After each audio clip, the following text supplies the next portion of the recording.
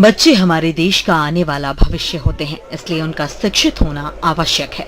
शिक्षा एक ऐसा हथियार है जिससे व्यक्ति अपने अधिकारों के लिए लड़ सकता है। इसलिए सरकार ने शिक्षा के अधिकार को मौलिक अधिकार का दर्जा दिया है।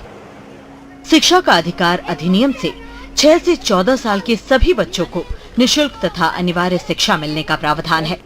इसे बनाने के पीछे सबसे बड़ा उद्देश्य देश के सभी बच्चों को प्राथमिक शिक्षा प्रदान करना है, ताकि पढ़ाई करके बच्चे आगे अपने भविष्य को संवार सकें।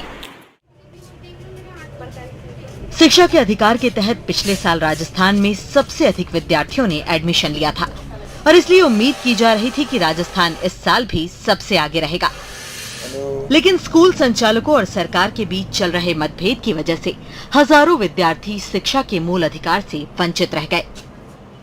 तो हर बार मैं आरटी में फॉर्म भरती हूँ, आरटी वाले मना कर देते। स्कूल में जाती हूँ, आरटी वाले मना कर देते, बोलते ना हमारे पहले 1-2 नंबर आएगा, 7 नंबर भी आता ना तो लेते नहीं है। और 5वां था अभी नहीं, 7वां था अभी लिया नहीं। 2-3 दफ़ा 4 दफ़ा हुआ। मैं पूरी कोशिश करती हूँ, मेरे पैसे भी लगते हैं जो फार्म भरते हैं उसके, लेकिन वो बच्चे को लेते नहीं है। मैंने मेरी बिटिया के लिए एडमिशन फॉर्म भरा था, बिटिया और बेटे के लिए दोनों के लिए भरा था, एक PP3 में एक PP4 में। दोनों का सीडलिंग स्कूल जो हमारे जवाहर नगर सेक्टर 4 में है, सीडलिंग पब्लिक स्कूल, उसमें नाम आ गया था लिस्ट में। एक का 2nd नंबर पे था, एक का 9th नंबर में था। 9th नंबर वाले का एडमिशन नहीं हुआ, बट 2nd नंबर वाले का स्टेटस एडमिटेड आ रहा है। पिछले 1.5 महीने से मैं स्कूल के चक्कर लगा रहा हूँ। 1.5 महीने पहले उसमें स्टेटस एडमिटेड आ गया था और उसके लिए 1.5 महीने से लगभग रोज़ मैं वहाँ पर स्कूल में चक्कर लगा रहा हूँ, जिसके बाद मुझे यही दिया जा रहा है कि आप कल आइए, आप परसों आइए, अभी हमारे पास स्टेटस नहीं है, अभी वेरीफाइड नहीं है, आज हमारा स्टाफ नहीं आया, अभी हमने चेक नहीं किया है, हम शिक्षा विभाग में कंफर्म करेंगे, हमें शिक्षा संकुल जाना पड़ेगा। 2009 में बने शिक्षा के अधिकार कानून के तहत निजी विद्यालयों में 25% सीटें कमजोर वर्ग के बच्चों के लिए आरक्षित करने का प्रावधान है। इसके तहत एंट्री लेवल की क्लास यानी प्री प्राइमरी एवं पहली कक्षा में एडमिशन लिए जाते हैं। इन विद्यार्थियों को निःशुल्क शिक्षा देने के एवज में सरकार इन विद्यालयों को फीस देती है और इसी फीस को लेकर स्कूलों और शिक्षा विभाग के बीच तनातनी चल रही है, जिसका खामियाजा हजारों बच्चे भुगत रहे हैं। जिला शिक्षा कार्यालय जयपुर ने आरटी के तहत नामांकन न लेने वाले 24 विद्यालयों की एनओसी रद्द करने का प्रस्ताव अगस्त में ही शिक्षा विभाग को भेजा था, लेकिन अब तक इन विद्यालयों पर कोई कार्रवाई नहीं हुई। विभाग का कहना है कि यह विद्यालयों की नैतिक जिम्मेदारी है कि वे विद्यार्थियों को शिक्षा दें, जिसके बाद निजी विद्यालयों ने सरकार की मंशा पर सवाल उठाए हैं। निजी विद्यालयों के संगठन स्कूल शिक्षा परिवार के निदेशक ने सरकार पर आम लोगों को गुमराह करने का आरोप लगाया है। राजस्थान सरकार के शिक्षा विभाग ने आरटी के तहत गरीब बच्चों के एडमिशन के लिए स्कूलों से कहा हुआ है कि आप PP3, PP4, PP5 और फर्स्ट क्लास में 25% बच्चों को जो एडमिशन होते हैं उनके 25% को आप निःशुल्क प्रवेश दीजिए, ताकि वो भी शिक्षा ले सकें। और शिक्षा का जो समानता का एक अधिकार है कि शिक्षा पाने का अधिकार है, उसको पूरा करें, जो कि उनकी जिम्मेदारी में के अंतर्गत आता है। तो उन्होंने वो एडमिशन्स नहीं किए। उन्होंने जब एडमिशन नहीं किए, ऐसी स्थिति में फिर हमने उनको देना पड़ा, नोटिस दिया उनको। बाकी सारे स्कूलों ने दे दिया था, कुछ स्कूलों ने नहीं दिया था, उनको हमने नोटिस दे दिया। वो 24 स्कूल थे।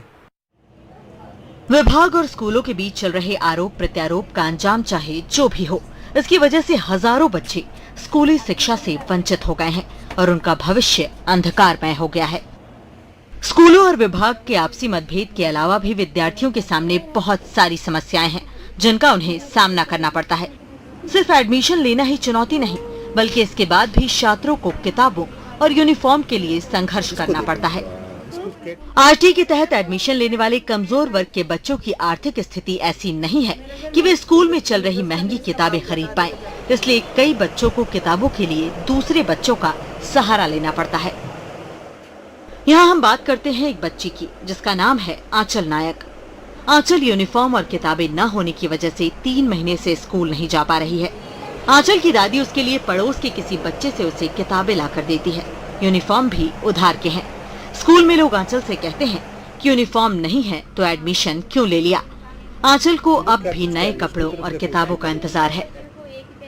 मेरी बच्ची बहुत फीस के लिए परेशान हो रही है। 3 महीने हो गए स्कूल से बैठी है, बिना फीस, उसके बिना ड्रेस बिना और बिना किताबें बिना। ऐसे स्कूल में जाते तो उसे बोलते भाई किताबें लो, हम कहाँ पढ़ाएं। अब इसका बाप बेरोजगार है, कमाता ही नहीं। आधी बार जाता, कभी 10 दिन जाता, कभी 5 दिन जाता है। तो कैसे क्या करे, बच्चों की बहुत बुरी हालत खराब हो रही है इनकी।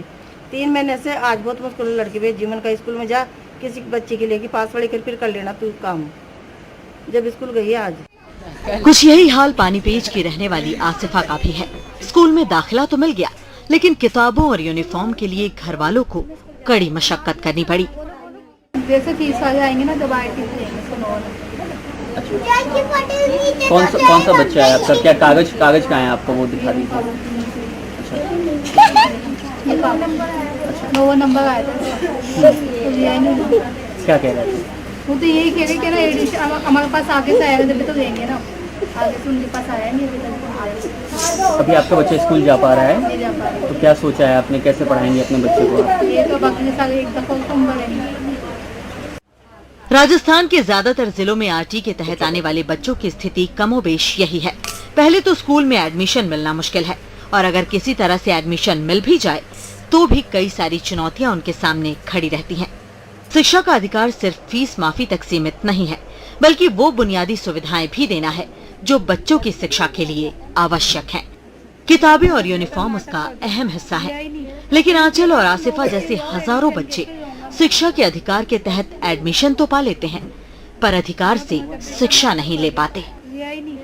एनडीटीवी राजस्थान के लिए सोमू आनंद की रिपोर्ट।